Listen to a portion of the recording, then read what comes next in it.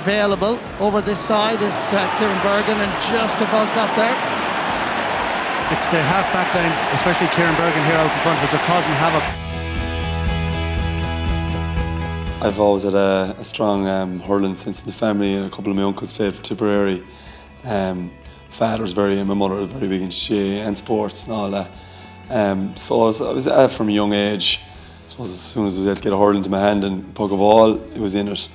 And then sure, we come from a strong club, Killinall, and I was very fortunate we had a very strong age group coming through at my age group, so we was always on winning sides. Maybe when I was younger, I thought I was on the minor teams and I was under 21s. I got a few trials with the seniors in at 18 just before I left. I suppose I took a sabbatical. I went to America for 7 years and finally returned. But I suppose a lot of people used to say to me in America, you should probably go home. But when you're over there looking at back on TV, you see the standard and the level of fitness lads have, and I suppose in America it's more of a junior standard than anything else. I remember 2010 All-Ireland when Tip won it. It was in Chicago, actually, the North American finals. And I remember looking at the team saying there's not a hope I'd make that. It was completely out of my mind. When I finally decided to come home, I think it was pretty much just for a good, really, club season.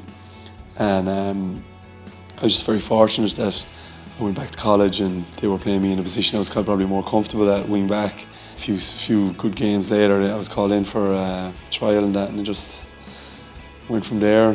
When I was called in, I was told that I was getting pretty old and you're getting 6 weeks to give it a shot, so give it everything you have, which I suppose maybe kind of bite my teeth a little harder and kind of put in that extra effort. So thankfully it's all winded up here. And winning a Munster final, I could have said my debut there as well, because I was getting the chance I never thought I would get.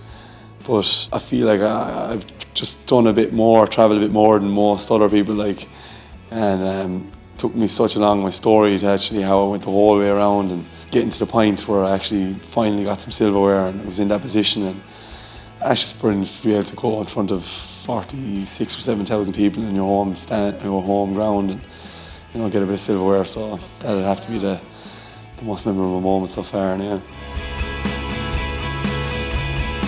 I would say consistent. I'm not going to win man of the matches all the time, but I'll get that job done, and I'd be, I suppose, a workhorse.